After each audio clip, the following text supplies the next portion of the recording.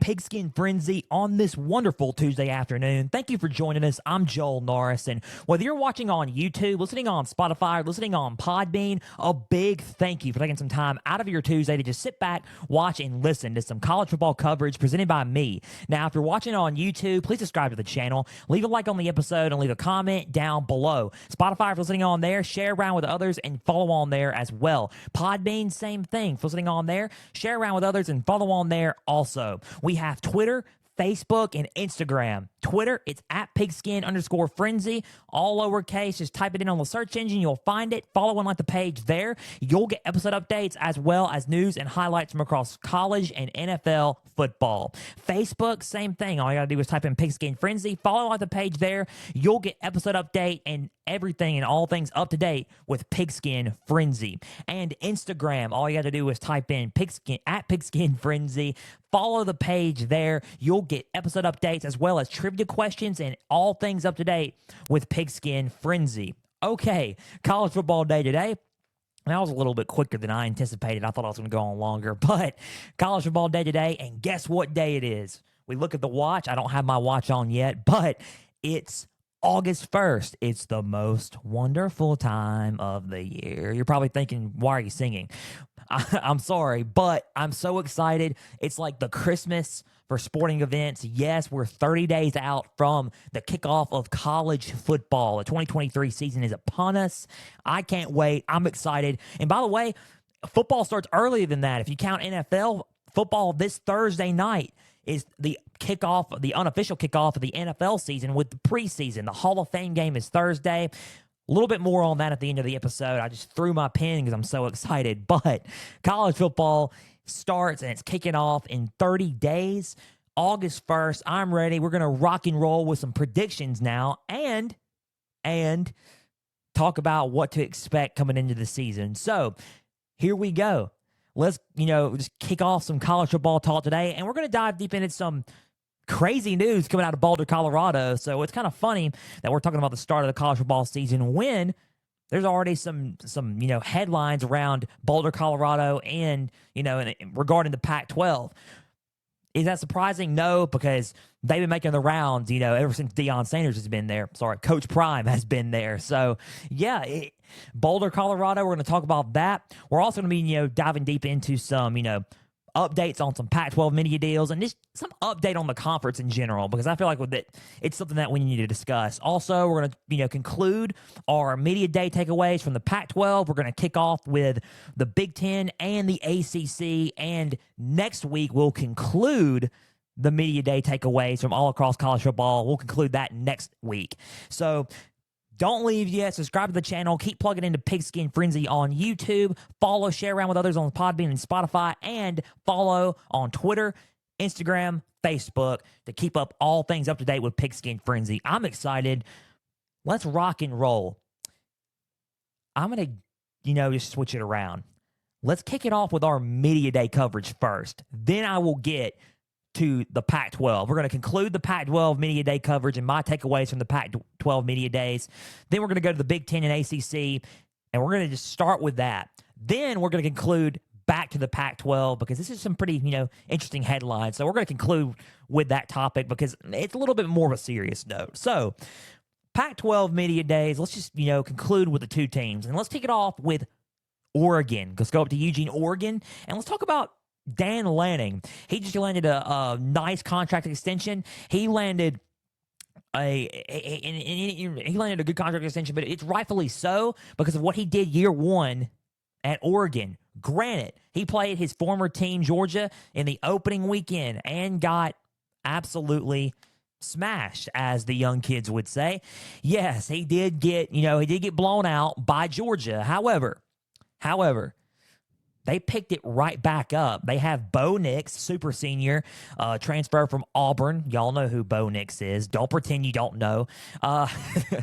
And you have a loaded defense, and you have probably a top 5 recruiting class for the 2023 season. And you're kicking some good. You have a top 5 recruiting class starting off in 2024. Things couldn't go any better for Dan Lanning at Oregon, and he's proven to be a solid head coach. here is what the takeaways that I've gotten from Oregon coming into the Pac-12, going into for Pac-12 media days.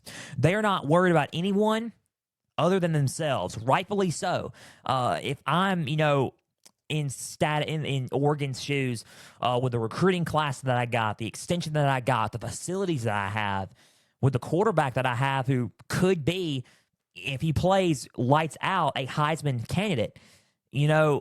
I'm not worried about nothing. Honestly, I'm not worried about anything that we have. You know what I mean? I'm worried. I'm worried about just what we got going on, and in our own mental space. If I'm Oregon, I'm just saying to myself, okay, let's not worry about who's on that side of the ball. Let's worry about us and what we do and how we perfect our craft as a football team. And that is a good mindset and a good standard to have if I'm Oregon. So that's a good takeaway that I got from them. Their style of play is more of a fast-paced style, West Coast offense style of play. So this is an interesting takeaway that I got. Rule changes to the clock won't have any effect of their approach and how they do things. And that's what Dan Lanning was preaching at the media days in Vegas. So I kind of was taken aback by that. I was like, no one has really talked about the rule changes of the clock at media days. And that was a good little answer there, because with the rule changes to the clock, as in, after they complete a pass on first down, the clock will still move, unless it's 2 minutes within the second quarter until, before halftime, and 2 minutes at the end of the game, the clock will stop to move the chains and stuff. But, when you catch and complete a pass, the clock moves on the first down now. So that's very interesting. So it won't, change anything. They play fast and they play hard. So that was a good little takeaway that I got from Dan Lanning there. Also, it kind of goes into my first takeaway from the team, but not worried about anything but this season currently. So it kind of blends into what I said in the first takeaway. But that's my last takeaway from Oregon. They're not worried about anything but this season right now, which means they asked him about USC and UCLA, scheduling them as future non-conference opponents once they enter the Big Ten. Oregon is not worried about anything but, this season only, and that's a right mindset to have. Let's not worry about them going to the Big Ten. Let's worry about the Pac-12 and us as a football team and this season. So that's a good answer to have and a good approach to have. It's a me, myself, and I mindset, and it's one of those things where, okay, we gotta see how great, we are, instead of look at about how everybody else is good, right? Let's worry about ourselves and not worry about any other team. So those are my takeaways from Oregon. I'm pretty confident and pretty high on Oregon. I'm not going to lie. I think they're a solid football team, and obviously a contender for the Pac-12, and potentially could go to the Pac-12 championship against a USC or Washington, even though the next team I have, and we're going to conclude with the Pac-12 media days now, the next team I have is against USC in my projections, and that's Washington. So I'm high on Oregon, but now let's move on to Washington. I'm really high on Washington. I'm not going to lie. Their offense is lights out. Firepower. They were up there with offensive efficiency with Tennessee last season. Head coach Kalen DeBoer, lights out with game planning, solid head coach, and he's proved to be a top-tier head coach in college football. So Kalen DeBoer, Washington head coach, and this is a takeaway that I've gotten from him. First takeaway, he thinks the next step for Michael Penix Jr., super senior quarterback Michael Penix Jr., is on another, is his next level that he can go to is he can go to another level of leadership and another level of communication. And those are his next steps when it comes to intangibles for Michael Penix Jr. He says that he's always consistent, quote unquote, and he is, always, he fits the standard of what a high-power offensive quarterback and, spray quarterback looks like, and he does. What he does is, probably, bar none, he's one of the most accurate and one of the most consistent quarterbacks in college football. And if he continues to break out, even if he beats USC, even he beats Oregon, beats USC, it's kind of hard to deny that we may be looking at another Pac-12 Heisman Trophy winner, and his name is Michael Penix Jr. He's one of the most fun quarterbacks in football, and I've said this when I was watching him at Indiana. when I saw him in Indiana, I was like, this guy is awesome. He's really good. He just needs a new direction, and he needs some talent around him. And when he transferred, it was the best for him, and he's got weapons also. So second takeaway is the depth is a huge thing for them. They have a loads amount of depth. And I think depth of the receiving core and depth at the cornerback position is key for them as they continue on in the season, and when they play big games against USC and Oregon. So yeah, I think depth is a huge thing for them, and I think it is what my key takeaway is from them, and what Kalen DeBoer mentioned for his football team. So last takeaway that I got for them before we conclude is breakout guys from the summer include Jabbar Muhammad at cornerback. Jabbar Muhammad, I think he's going to have a standout year, and he's probably going to be one of the most underrated corners and defensive backs in college football. I like his recognition, and I like his blanket coverage, and I like what he does. When he when he lines up man on man with a receiver, I think he can be that lockdown corner that Washington leans on in the season. So he's one of those go-to defensive backs in the season where, okay, we can line him up on that receiver, and we trust him that he can lock down one of the best receivers in the Pac-12, if need be. So Jabbar Muhammad could be one of those breakout stars, at corner for Washington. And those are my takeaways from Washington and Oregon, and some of my takeaways from both of those teams. And I'm going to, just say it right now. Oregon, still amongst the elite in the Pac-12, and even after Colorado, or USC, and UCLA depart, Oregon could still be one of those top teams. Spoiler alert on Colorado. You probably already heard it. But, yes, they could be one of those top teams, in the Pac-12. And Washington could still also be, and is right up there with them. That's my takeaway. They're right up there with them, especially this season. I think Washington, besides USC, has the second best chance to win the Pac-12. I think their offense is too good to be denied, and Ryan Grubb at offensive coordinator is probably one of the most solid coordinators in college football. So I think Washington and Oregon are both amongst the elite when it comes to the Pac-12, and could be in college football. So I'd rank them both in the top 10. Let's just say that. So that is my, that's what concludes Pac-12 Media Days and coverage from me. We'll move on to the Pac-12 just a little bit later to conclude today's episode. But that concludes Media Day takeaways and coverage from the Pac-12. Let's move on to, to the start of the Big Ten and the ACC takeaways, starting with the Big Ten. And let's start off with the big guns up in Indianapolis, and that is the Michigan Wolverines, right? The back-to-back Big Ten champions and back-to-back semifinal playoff contenders, right? So let's move on to these, these four takeaways that I've gotten, from Michigan, right? And as we don't know, he didn't really comment on last week. He didn't really comment on the 4-game suspension.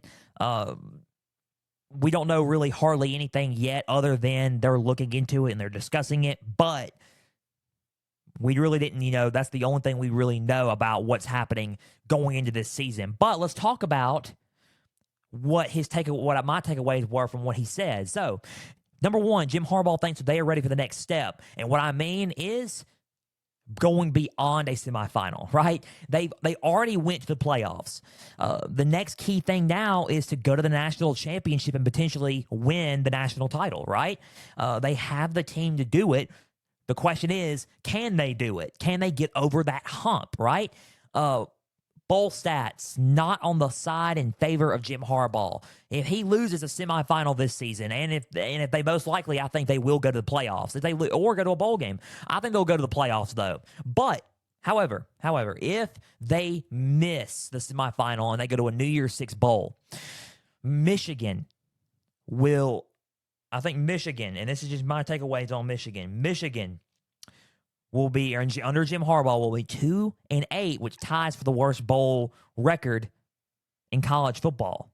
And 2-8 is not an ideal record, for bowl games, but it's kind of iffy, right? You kind of don't want that, right? So let's see if they can get over that hump, win a New Year's Six, win a New Year's Six and semifinal, and go to the national championship and potentially win the national championship, right? Jim Harbaugh thinks they're ready for the next step. Number 2 takeaway, he calls quarterback J.J. McCarthy a generational talent at quarterback, and that's high praise coming from guys like Patrick Mahomes or Aaron Rodgers or generational quarterbacks who we have going into this draft, right? Caleb Williams. They're calling Caleb Williams a generational talent. They're calling Drake May a generational talent.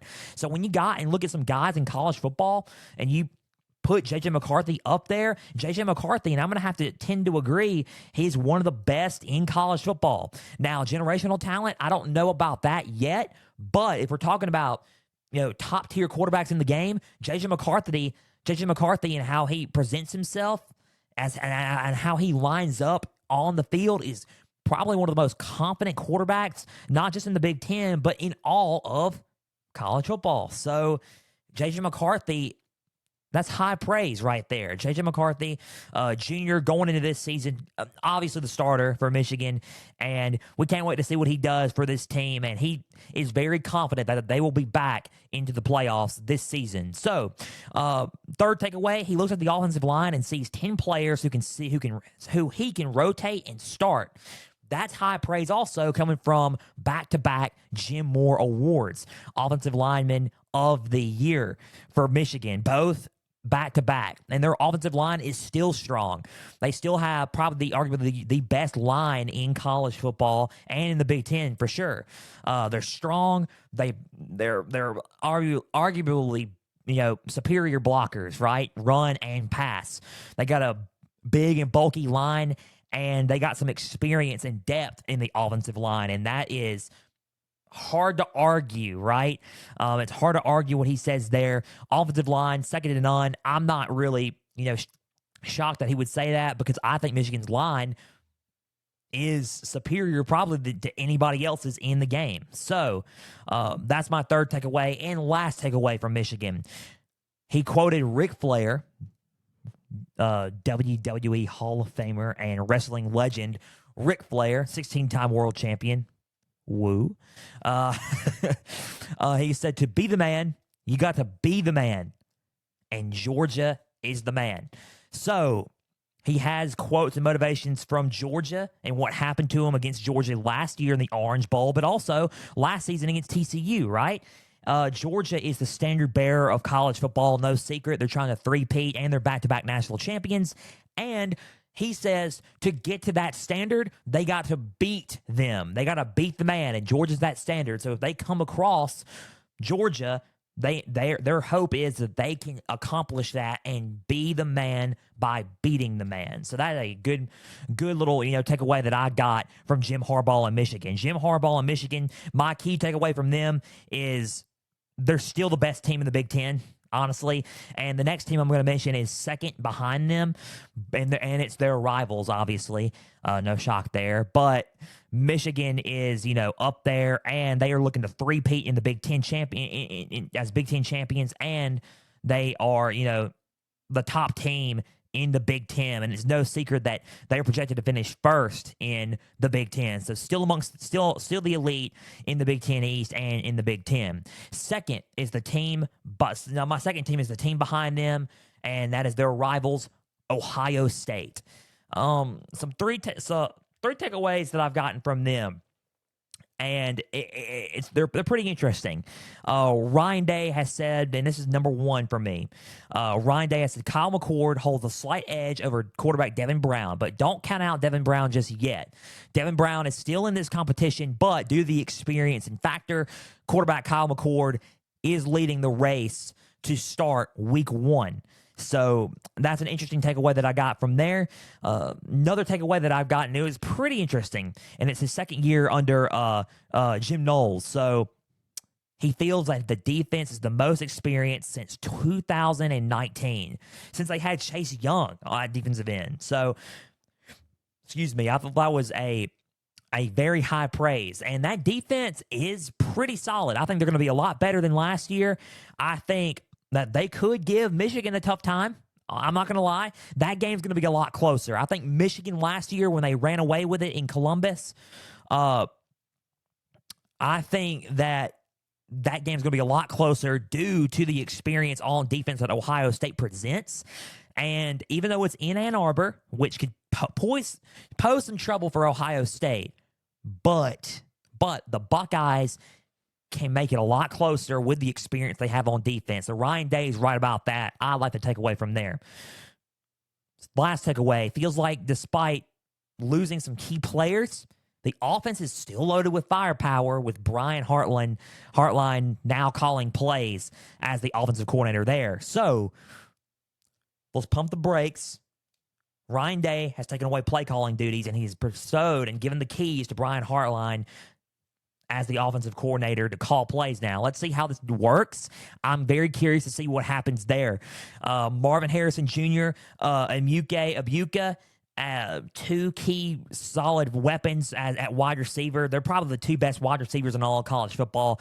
I really like them. I also like the two running backs and the depth they got there. Travion Henderson and Mayan Williams, two great, speedy, and power balanced backs. I like what they got there. Despite some key line changes, I feel like, and this is just me, I feel like they can,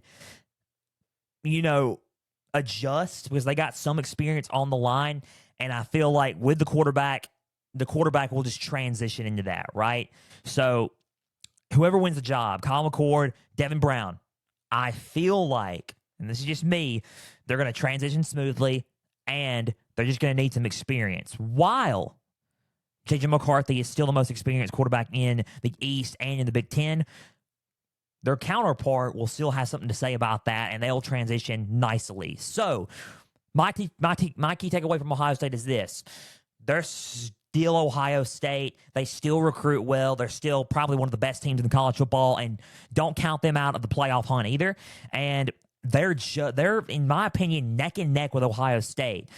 I'll give Michigan the edge right now, currently, but Ohio State could beat them. They could easily dethrone them and go back to the Big Ten championship for the first time in about 2 or 3 years. So Ohio State is up there and neck with Michigan. So moving on, that's my key takeaway from there. Still amongst the elite. Third team and last team before we, move on to the ACC is the third team behind Ohio State and Michigan in the Big Ten and the Big Ten East, Penn State.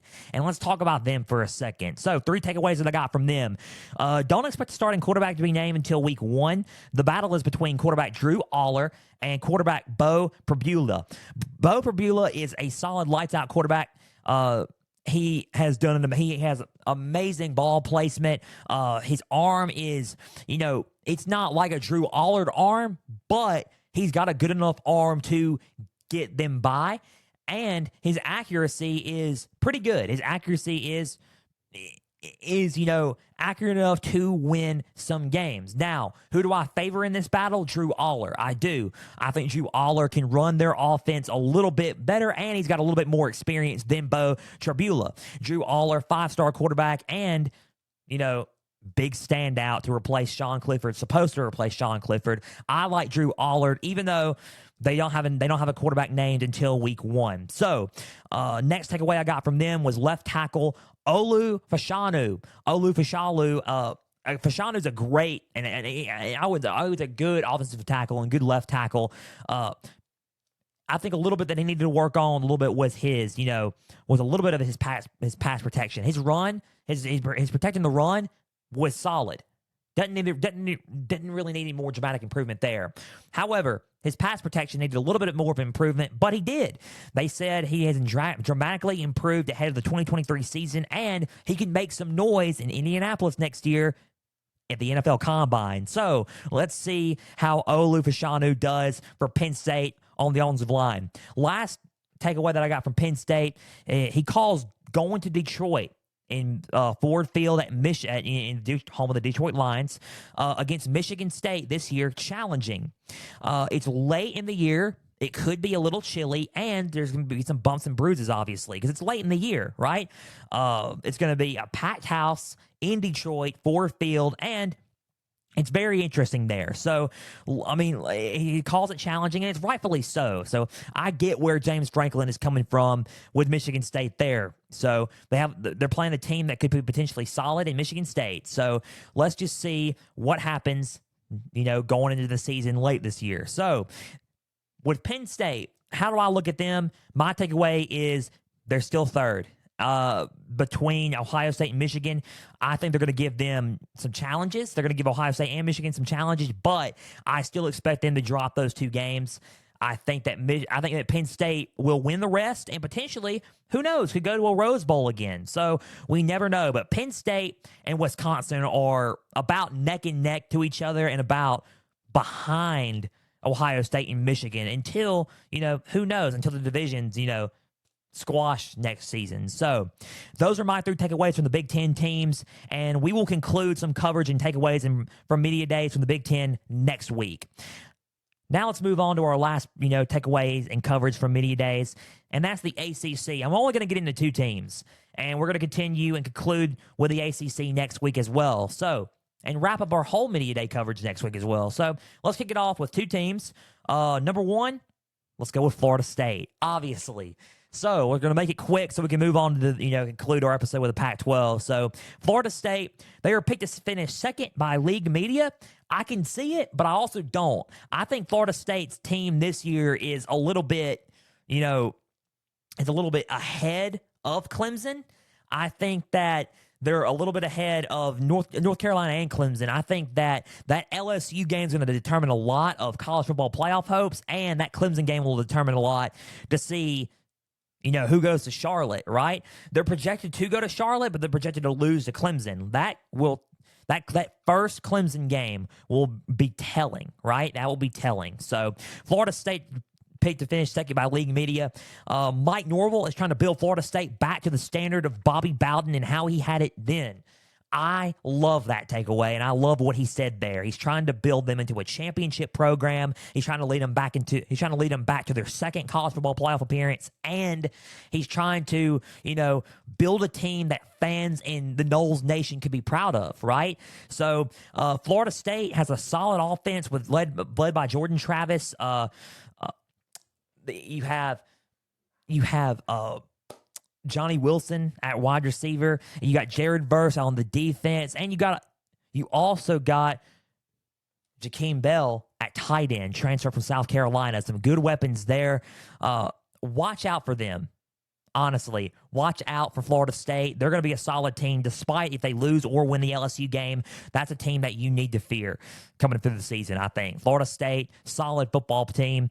And last takeaway that I got from Florida State is rumors of Florida State leaving the ACC are starting to swirl. Whereas more conference realignment on the way, who knows? I don't know. But it would rock the ACC to its core if these rumors are coming to fruition one day. There was a lot of rumors like that in Charlotte, so I don't know. We'll have to see if they end up making a move soon. Who knows? But those are my key takeaways from Florida State. The biggest key takeaway and my takeaway from the team is they're getting amongst the elite, and they're going to prove it this season. Watch out for Florida State. I think they have a real legitimate shot at winning the ACC and could make the college football playoff. That's my takeaway on that. So, second team, Clemson. 3 takeaways from Clemson. Dabo Swinney is confident in quarterback Cade Klubnik, and he knows that he has shoes to fill. Shoes to fill. Who do I mean? You mean Taj Boyd. You mean Deshaun Watson, and you mean Trevor Lawrence. He's got shoes to fill.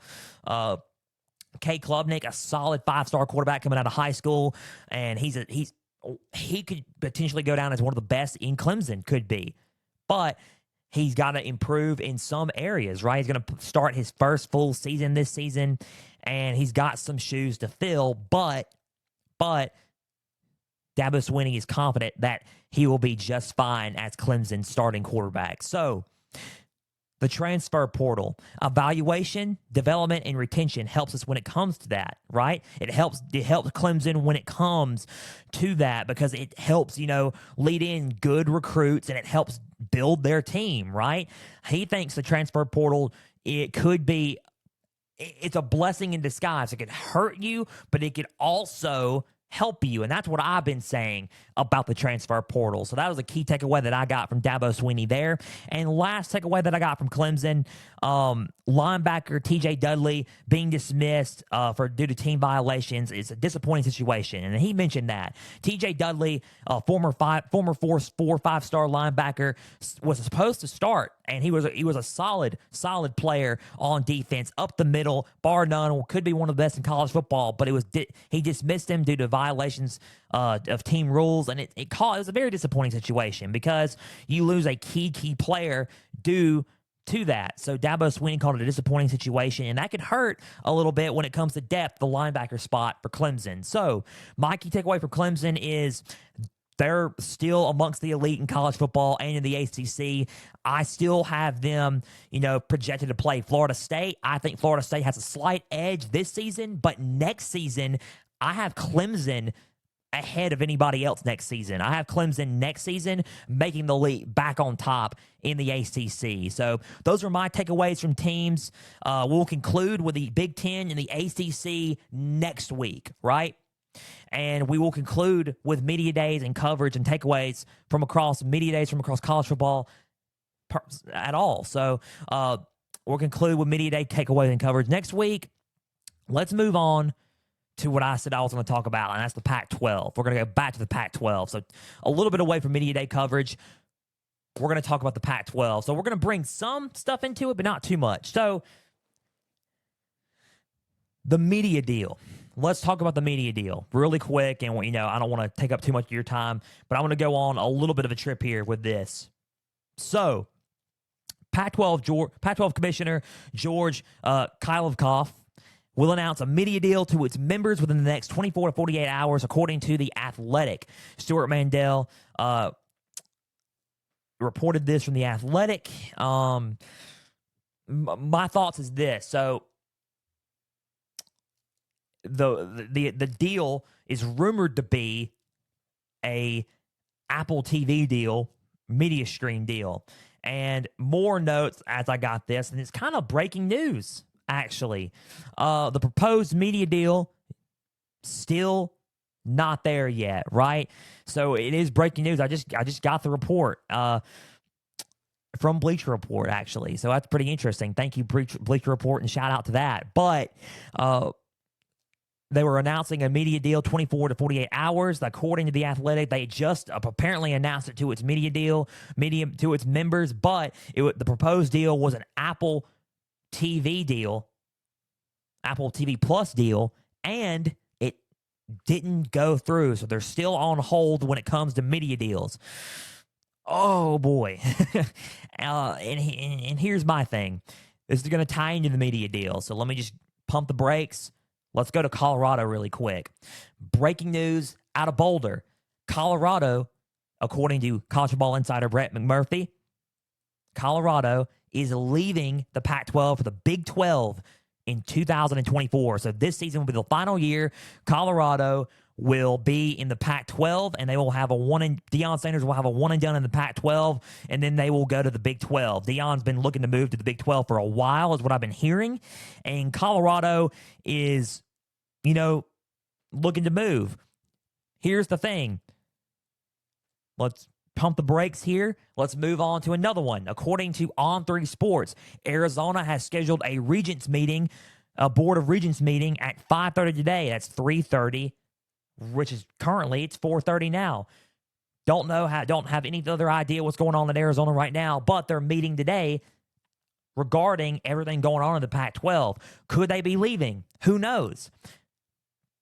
Now, here's my thing. I'm going to tie it all in together after delivering all that news to you. It's all because of the media deal. It's about exposure. Yes, college football could be a money thing, and it is a money thing, but with money comes the number one thing, and that is being exposed on media.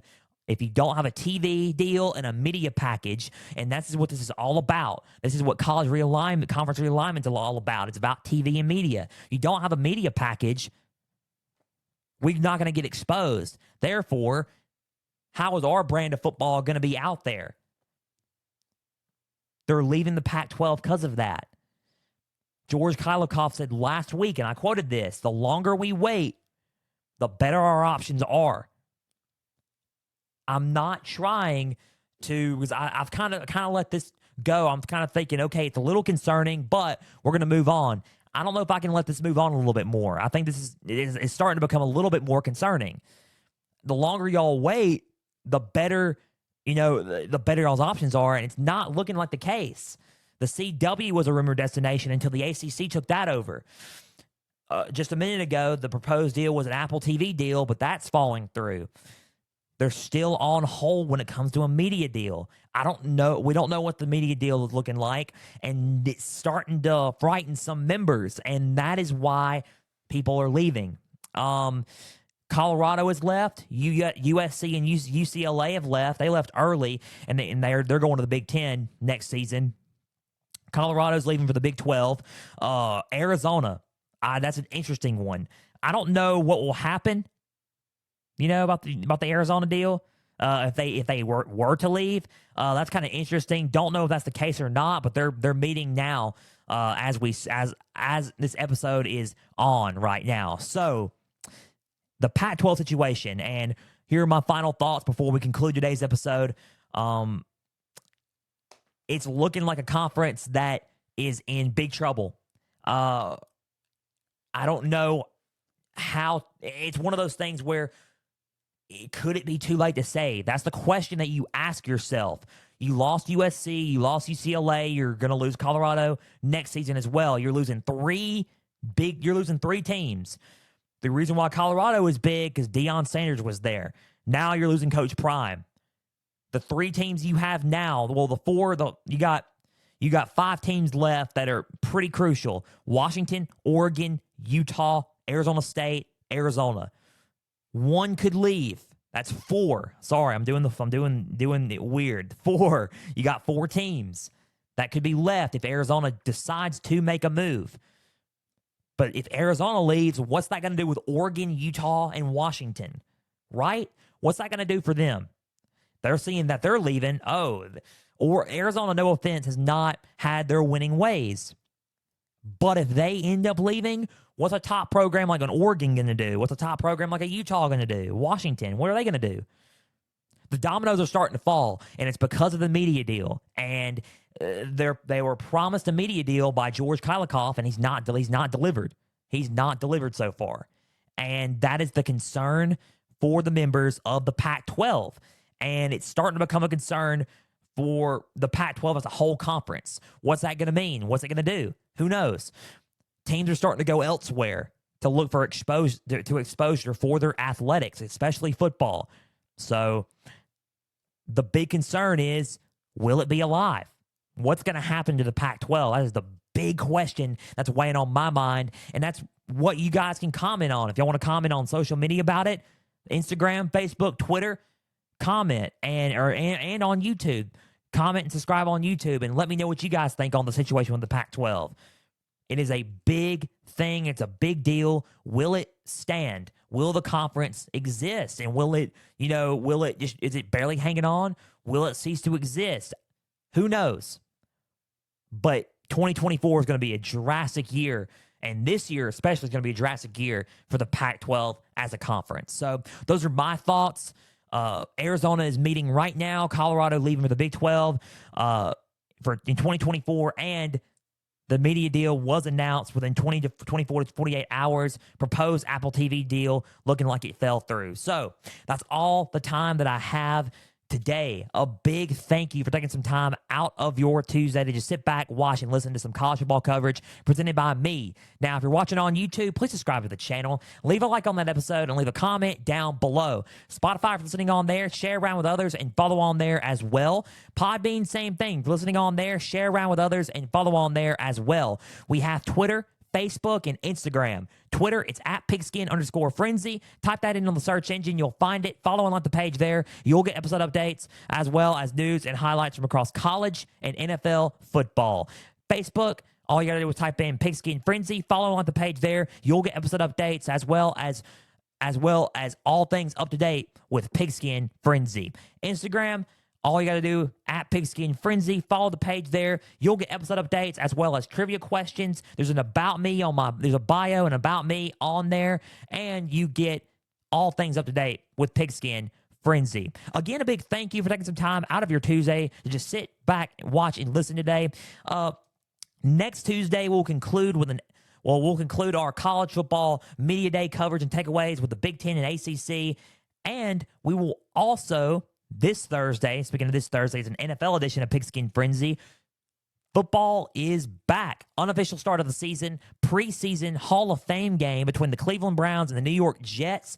We're going to pick a winner, right? Our first prediction of a game on Pigskin Frenzy. We're going to see who wins that. We're going to break it down, and we're going to give you all the latest on, signings and extensions at training camps across the NFL. So until then, I'm Joel Norris signing off, and we will see you Thursday for an NFL edition of Pigskin Frenzy. And for everybody out there, stay the course.